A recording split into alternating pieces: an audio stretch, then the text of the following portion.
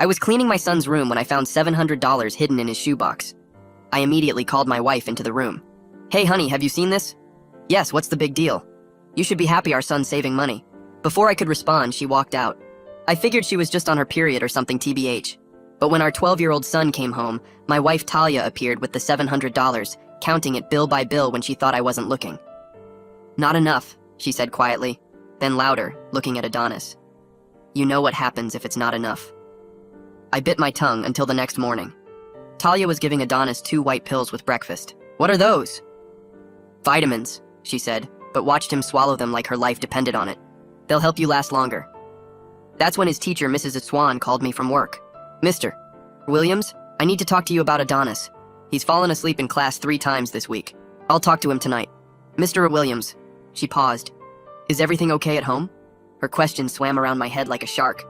That evening, I tried bringing it up with Talia while she was folding laundry. "Mrs. Swan called about Adonis sleeping in class." She didn't even look up. "Kids need more sleep. Maybe we should get him to bed earlier." "Talia, he went to bed at 7:30 p.m. last night." She finally turned around, and for just a second I saw fear in her eyes, like she was drowning and I was about to find out why. "Just leave it alone, Noah. Please." That night I couldn't sleep. Something was nagging at me, so I went to check our family computer. The Facebook Marketplace was still open. As I scrolled through the sold listings, my heart dropped. Adonis's PlayStation, his bike, the signed baseball from his 10th birthday that he'd treasured. The next morning at breakfast, I watched Adonis try to eat. His split lip made him wince with every bite. Purple bruises crept up from under his collar. "Adonis, who did this to you?" "Nobody did anything to me." But his hands were shaking so bad he dropped his orange juice. Talia grabbed him by the shoulders. "You promised me 3 more months. 3 more months." She was crying now. "I can't lose both of you." I asked if she was okay, and she mumbled something about hormones and menopause. I was in the pickup line that afternoon when Principal Harris approached my car. She leaned into my window before I could even ask about Adonis. "He's fine," she said quickly. "Don't ask questions. Just be grateful." "Mrs. Harris, what?" "Your wife said if we interfere, she'll pull him from school entirely. At least here we can watch him." She was already walking away. When I got home, I cornered Talia in our bedroom. "Something's wrong with Adonis. Really wrong." "Drop it." "Talia, I said drop it." In 15 years of marriage, she'd never screamed at me like that. Then I heard movement from the bathroom. Adonis was hunched over the toilet. The water was pink. He was vomiting blood and trying to flush it away before I could see. "It's nothing, Dad. Just ate something bad." "That's blood. You're throwing up blood." "It's fine." "It's not fine." I grabbed Talia in the hallway. "We're taking him to the hospital. Right now." "They'll ask too many questions. They'll take him away from us." Her phone rang. She answered it with shaking hands, then her face went white. "If he dies, it's on you," she hissed into the phone. "You promised me this would save him. You promised me it was the only way." Talia hung up and turned to find Adonis in the doorway. "Mom, it hurts so much when they use me. Everything hurts." His voice broke on the last word. She pulled him against her, running her fingers through his hair. "I know, baby. I'm so proud of you." She was crying into his hair. "Just 1 more week, then we're done." That's when I decided to check on him later. But at 3 a.m. when I went to his room, his bed was empty, still made. On his pillow was a note. "Dad, if you're reading this, I'm okay. I'll be home by sunrise." I ran to the window just as a sedan pulled into our driveway. Adonis limped out the back door and climbed in. I let the Uber get a block ahead before I started my engine. I thought I was prepared for anything. But I was wrong, because that's when he pulled into Mel's diner. Through the window, I saw him go straight to the back, emerging in an apron and name tag. The night shift waitress hugged him. The cook waved from the kitchen. Everyone knew what he was doing. Everyone except me. I sat in my car, frozen in place, watching my child work. He carried trays loaded with plates that made his arms shake. Truckers 3 times his size barked orders at him. I kicked that door open so hard it slammed into the wall. "That's my 12-year-old son!" Every eye turned to me. The manager stepped back. He said he was 16, had a work permit. "He's 12 years old." An older trucker in the corner booth stood up slowly, deliberately. "We all knew, mister." Every one of us knew. But the kid said it was life or death, said he needed the money to save someone. My world tilted. A waitress was already on her phone. Minutes later, Talia's car screeched into the parking lot. She saw Adonis on the floor and fell apart completely. "I told you weekends only. You promised me. Just weekends, you promised." Adonis was trying to stand, swaying. "Mom, the bills. I had to pay them." "What bills?" I demanded. I looked at my wife's tears, my son's blood on the floor, and felt my whole world crashing down. "Noah, you have cancer." The word cancer hung in the air like smoke while I stared at the blood pooling under Adonis on the dirty diner floor. My legs went weak and I grabbed the doorframe, suddenly understanding why I'd been so tired lately, why I'd lost 20 pounds without trying, why there was blood in the toilet that I kept telling myself was just hemorrhoids. Adonis tried to push himself up, but his arms gave out, and he collapsed back down, more blood dripping from his split lip onto the cracked linoleum. The cook was already on the phone, and within minutes, red lights were flashing through the window as the ambulance pulled up. The paramedics rushed in with a stretcher, and I pointed at Adonis, telling them to take him first while I helped Talia to her feet. She was shaking so bad she could barely walk, kept saying the same thing over and over about not knowing what else to do. I followed the ambulance in my car with Talia crying in the passenger seat, her hands covering her face the whole drive. At the emergency room, they wheeled Adonis straight through the double doors, while a nurse with a camera started taking pictures of his split lip and the bruises climbing up his neck. The triage nurse asked me how he got hurt, and I told her everything about finding him at the diner, about the truckers who knew, about him working illegal night shifts. Talia seemed to get smaller with every word I said, sliding down in the plastic waiting room chair. The ER doctor came out after an hour saying they needed blood work and a CT scan because Adonis had been throwing up blood. His hemoglobin was at 7.2, way below normal for a kid his age, and they were talking about keeping him overnight for observation. A woman in a blazer appeared with a clipboard and introduced herself as a social worker from the hospital.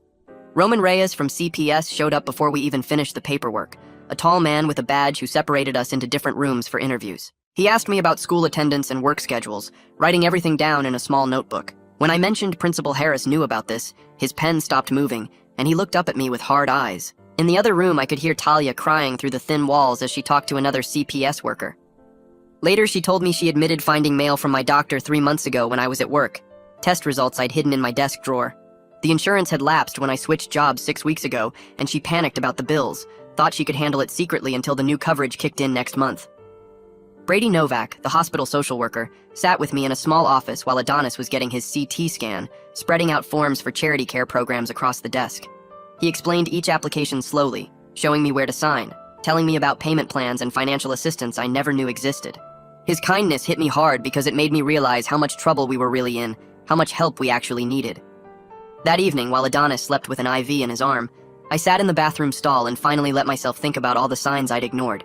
The exhaustion that made me fall asleep at red lights, the blood I kept seeing and pretending wasn't there, the stomach pain I took ibuprofen for every morning. Talia had found the test results I'd hidden even from myself, the ones from my physical 6 months ago that said I needed follow-up immediately. My denial could have killed me, and now it was killing my son who was working himself to death trying to save me. I found Talia in the hallway and asked her about those white pills she'd been giving Adonis at breakfast.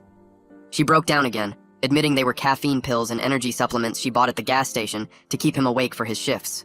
She hadn't thought about what 200 milligrams of caffeine would do to a 12-year-old's heart and stomach.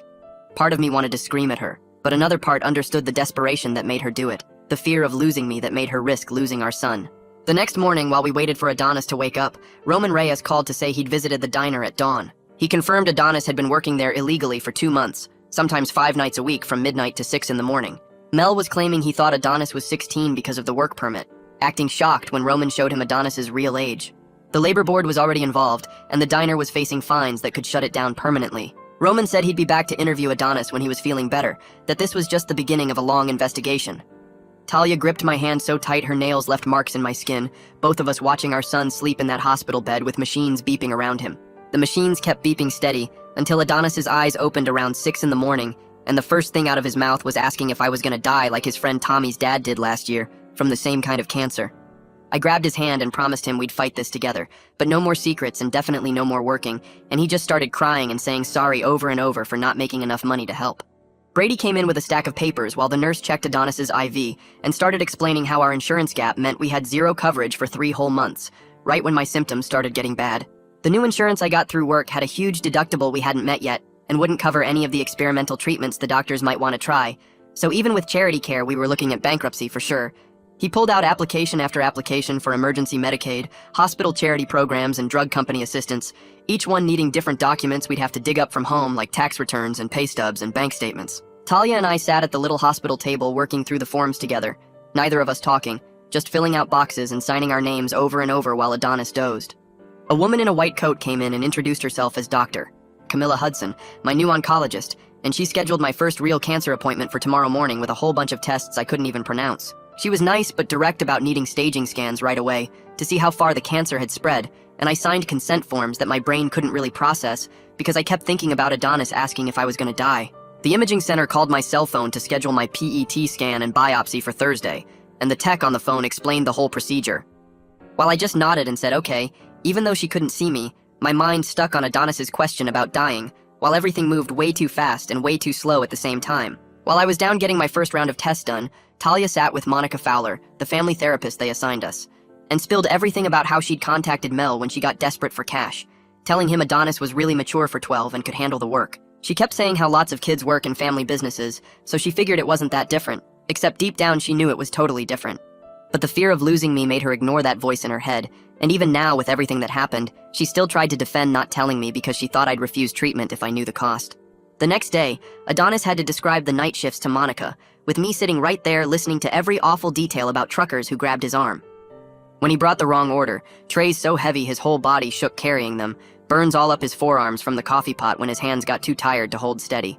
He talked about it like it was just normal stuff because Mom said it would save Dad's life, and Monica wrote down every single word for the CPS report while I sat there feeling sick. That afternoon, I drove to the bank and told them I needed to cash out my entire 401k, even with the huge penalty, and the financial advisor spent 20 minutes trying to talk me out of it, showing me charts about compound interest and retirement planning while I just kept signing papers until he finally processed the withdrawal for $30,000 that might cover 2 months of treatment if we were lucky. Roman called while I was driving home to tell me he'd been investigating the school's involvement and found out Principal Harris actually helped forge the work permit, because she thought supervised work at the diner was better than our family ending up homeless on the street, and now the school board was launching their own investigation into how this happened. When I got home, Talia was already back from the bank with rejection letters from 3 different personal loan companies, all denying her because our debt-to-income ratio was already too high with the mortgage and car payments and credit cards we'd been using for groceries. She'd stopped at the food pantry on the way home and brought in bags of canned soup and boxes of spaghetti, her face completely blank as she unpacked them into our cabinets, her pride so broken she couldn't even look at me. We ate the donated spaghetti that night in total silence, all 3 of us at the table but nobody talking, just the sound of forks on plates and Adonis wincing when the tomato sauce hit the cuts in his mouth. The phone rang right as I was clearing the plates and Dr. Hudson's office number showed on the screen. I grabbed it with shaking hands while Talia froze at the sink and Adonis watched from his chair. The nurse told me to come in tomorrow morning for my test results, and I knew from her voice it wasn't good news. That night, I laid awake feeling the pain in my gut that I'd been ignoring for months, the same pain I'd been taking 3 ibuprofen for every morning just to get through work. The next morning, we all drove to the hospital together because Talia said we needed to hear it as a family. Dr. Hudson sat us down in her small office with diplomas on the wall and a plastic skeleton in the corner. She pulled up images on her computer screen showing my insides lit up in different colors. The tumor in my colon was about the size of a golf ball, and she pointed to spots that might be spread to nearby tissue. She used words like resection and adjuvant therapy while drawing diagrams on a notepad. The surgery would remove part of my colon and check the lymph nodes to see if it spread. After surgery would come chemo, maybe radiation depending on what they found. She quoted survival rates that sounded both hopeful and scary at the same time. With treatment, stage 3 had a 60 to 70% 5-year survival rate. Without treatment, maybe 6 months to a year. Adonis started crying and grabbed my hand so tight it hurt. On the way out, Roman was waiting in the lobby with discharge papers for Adonis. The CPS monitoring meant weekly check-ins at their office downtown, no work of any kind, and mandatory counseling twice a week. Adonis looked relieved when Roman explained that adults were handling things now. The 3 of us drove home in silence, our family broken but still holding on. The next day, I had to go to my office to meet with HR about medical leave. The lady behind the desk was nice enough as she explained that family medical leave would protect my job for 12 weeks, but it was unpaid. She processed the paperwork while I did math in my head about how long our savings would last. Without my paycheck, maybe 2 months if we were careful. 3 days later, Mrs. Swan showed up at our door carrying a box of Adonis's schoolwork. She was crying before I even let her in, apologizing over and over for not doing more. She said she tried reporting her concerns 3 times, but was told to document everything and wait for more evidence. She brought all his missed assignments and worksheets, offering to come tutor him for free every Tuesday and Thursday. That evening, while Adonis was at his first counseling session, Talia finally explained everything from the beginning. The first missed insurance payment happened when I switched jobs, and there was a gap in coverage. She thought she could catch up, but then she found the test results I'd hidden in my car showing abnormal cells. Each choice seemed logical at the time, but together they almost destroyed us. She sold Adonis's things first thinking we'd buy them back. Then she heard about cash work at the diner from another mom at the school. Every decision was about keeping me alive without me knowing the cost. I wanted to stay mad, but I could see how fear made her desperate. 2 weeks later, the labor board investigator came to our house with a thick folder of violations from the diner. Mel was facing fines that would probably shut the place down, plus criminal charges for employing a minor in hazardous conditions. The investigator showed us pictures of the kitchen where Adonis worked with the deep fryer and hot surfaces marked as violations. Part of me felt good that Mel would pay, but part of me wondered where all those workers would find jobs now. Our first family counseling appointment with Monica Fowler was mostly her explaining rules while we sat on her brown couch. She made us agree to total honesty going forward no matter how hard the truth was. She said secrets almost killed this family, and honesty was the only way forward. Adonis raised his hand like he was in the school, and asked if being honest meant he could be angry at Mom for making him work. Monica said yes, all feelings were allowed here. The next week in his individual session, Adonis told Monica something that made my stomach drop. He said he heard me throwing up blood 2 months ago in the middle of the night, but didn't tell anyone because Mom said Dad needed to keep working for insurance. He thought if he worked harder and made more money, maybe I wouldn't have to work and could get better. His fear of losing me made him think losing his childhood was worth it. Monica helped him understand that wasn't his choice to make, and adults should have protected him. A month after diagnosis, Dr. Hudson called with the final staging results from all the scans and biopsies. Stage 3, a colorectal cancer, which meant it spread to nearby lymph nodes but not to other organs. She recommended starting aggressive chemo right away, followed by surgery in 3 months if the tumor shrank enough. The prognosis was cautiously optimistic if I responded well to treatment, maybe 70% chance of making it 5 years. Scheduling the chemo became a nightmare of logistics since Talia had to work and someone needed to watch Adonis after school. The treatments would be every 2 weeks for 6 months, each one taking most of the day with recovery time after. Disability payments wouldn't start for another 2 months, so Talia had to keep her job. Slowly, our neighbors and church people started offering help with rides and meals, even though we never asked. One afternoon, I sat down with Adonis in his room while he was doing homework. I told him I was sorry for not going to the doctor sooner when I noticed the blood. His pencil stopped moving and he looked up at me with eyes that seemed too old for 12. He said he saw blood in the toilet 2 months ago, but thought it was just from working too hard. We both kept secrets trying to protect each other, and it almost destroyed our family.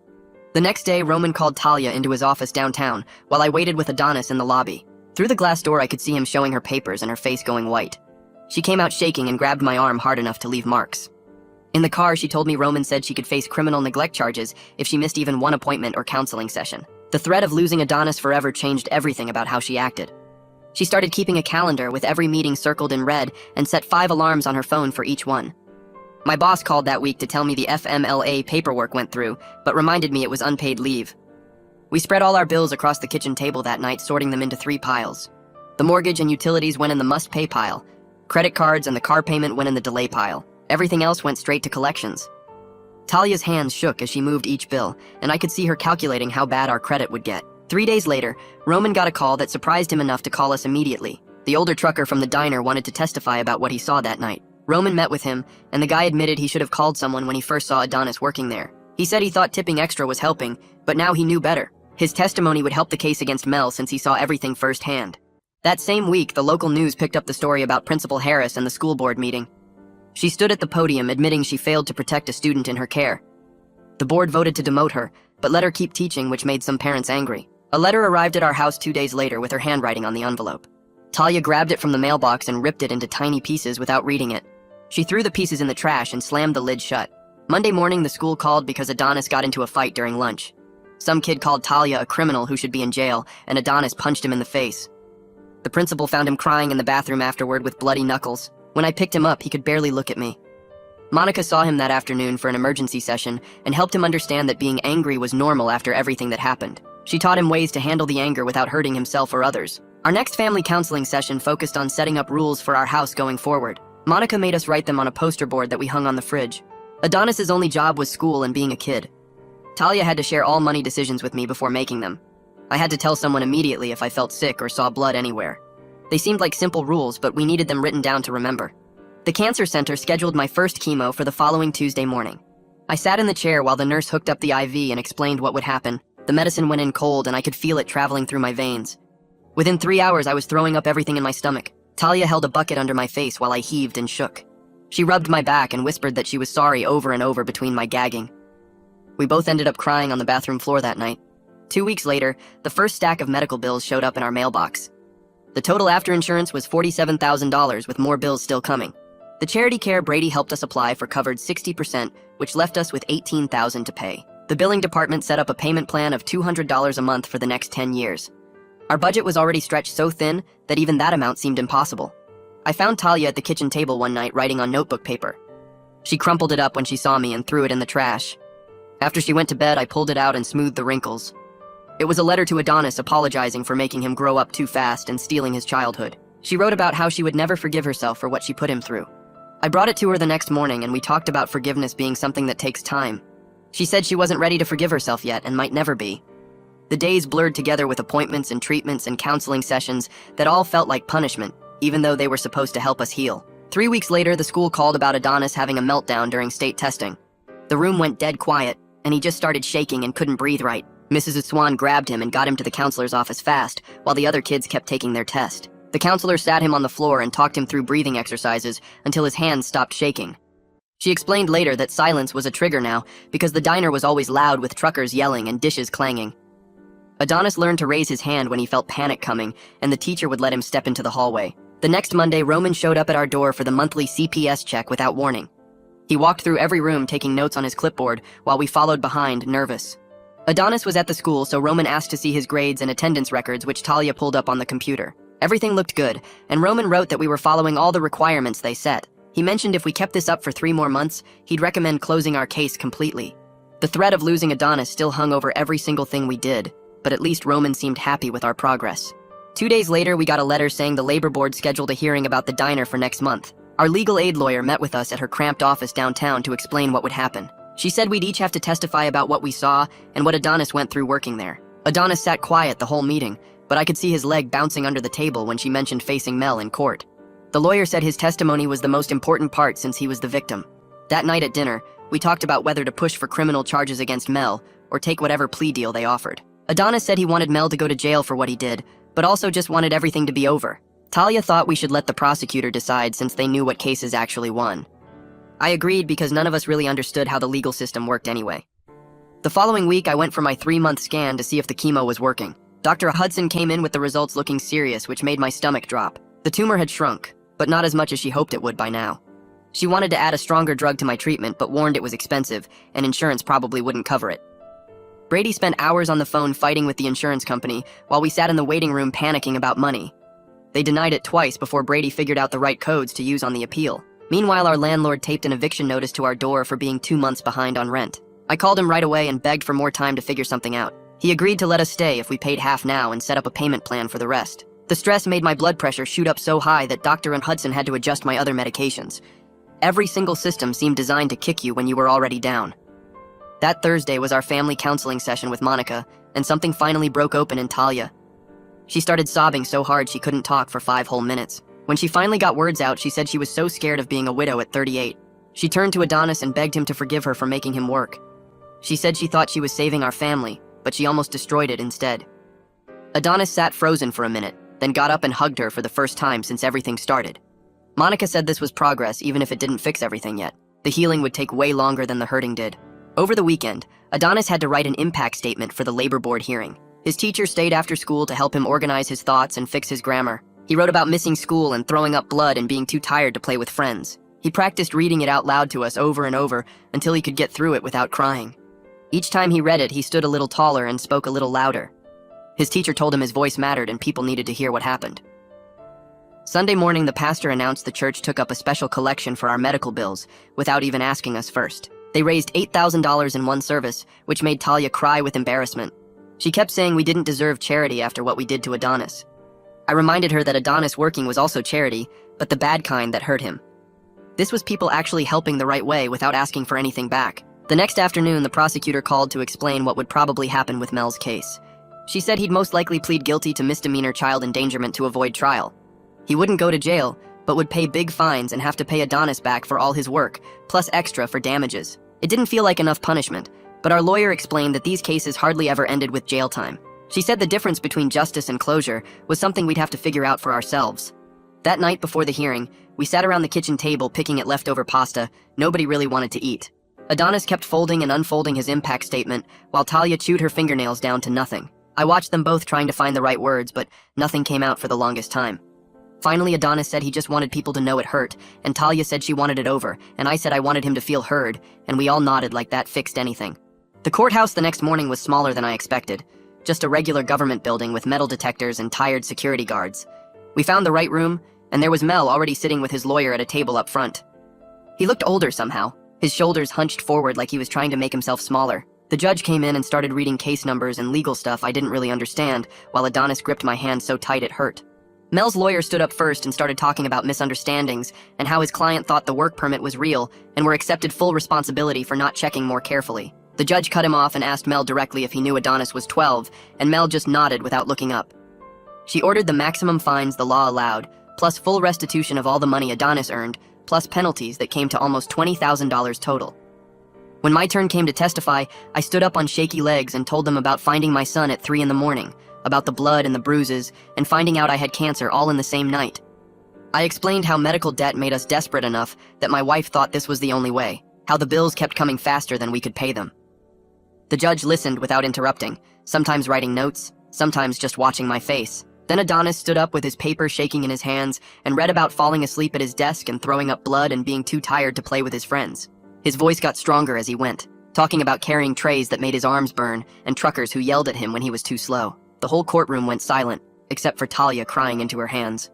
The judge thanked him for being brave enough to speak up and officially ordered the full restitution amount. 2 weeks later, Roman showed up for what he said would be our last home visit before switching to monthly check-ins. He walked through the house checking that Adonis had his own bed and adequate food in the fridge and working smoke detectors. He sat down with us after and said he'd seen too many families destroyed by medical debt, that what happened to us wasn't uncommon, just usually hidden better. He reminded us that asking for help should have been the first step, not the last one, then signed the paperwork reducing our supervision. 3 months into chemo, Dr. Hudson finally said the tumor had shrunk enough to operate. She showed us the scans on her computer screen, pointing to the dark spots that had gotten smaller, but not small enough to just leave alone. She explained they'd remove part of my colon and the lymph nodes nearby to make sure they got everything. The risks were real, she said. Infection and complications and no guarantee it wouldn't come back. But doing nothing meant certain death within a year.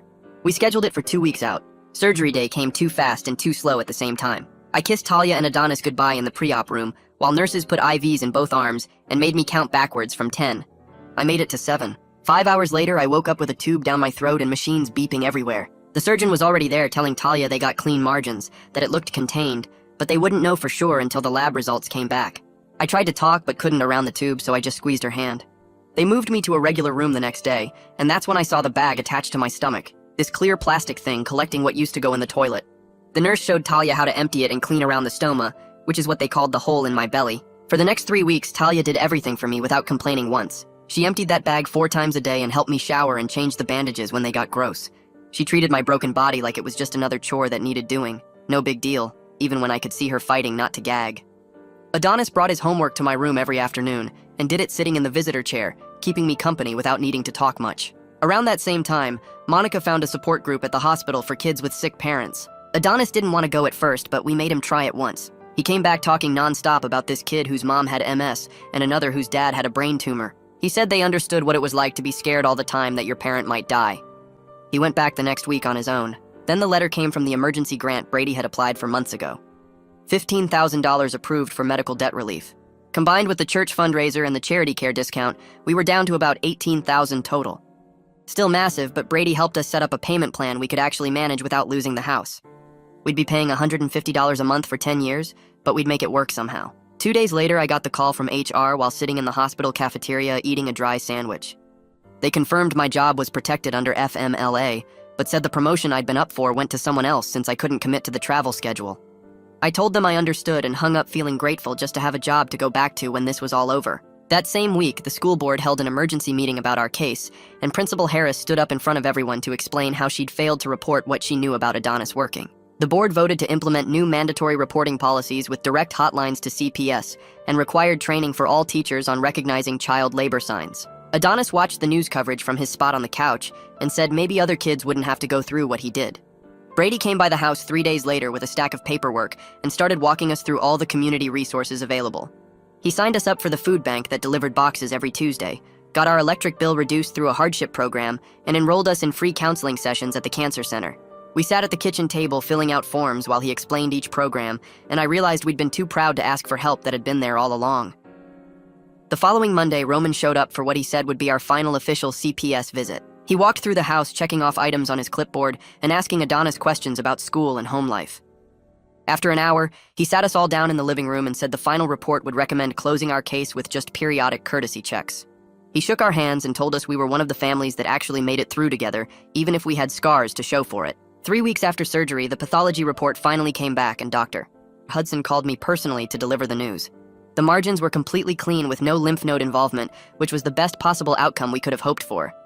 She recommended preventive chemo just to be safe, and said insurance had surprisingly approved it without a fight this time. My prognosis shifted from guarded to genuinely optimistic, and I hung up the phone feeling like I could breathe for the first time in months. That Thursday night, we had our first normal dinner in what felt like forever, with no talk of bills or doctors or court dates. Adonis complained about his math homework, while Talia laughed at my terrible joke about the hospital food. We were eating spaghetti from the food pantry again, but it tasted better than any fancy meal because we were sitting together at our table without the weight of secrets crushing us. I watched my wife and son talking about normal things and realized this was what healing looked like. The next afternoon, a package arrived addressed to Adonis with no return label. Inside was his signed baseball from his 10th birthday that we'd sold months ago to the pawn shop. A note said the community had pooled money to buy it back for him after hearing our story. Adonis held it in both hands, staring at the signatures before walking into my room and placing it on my nightstand next to my medications. He said he wanted it where we could both see it every day, as a reminder that some things could be recovered even after we thought they were gone forever. Looking at my family gathered in my hospital room that evening, I understood that honesty had become more than just a new rule for us. It was the foundation we were using to rebuild everything that had broken when we tried to carry our burdens alone. We'd survived cancer and exploitation and the betrayal of keeping secrets from each other. We were scarred from the fight and poor from the bills and would be paying off debt for years to come. But we were together in that room with Adonis doing homework in the chair and Talia organizing my medications, and that was enough for today. All right, I'm calling it there. I'm off to raid the fridge and check comments. Subscribe if you want to hang out again.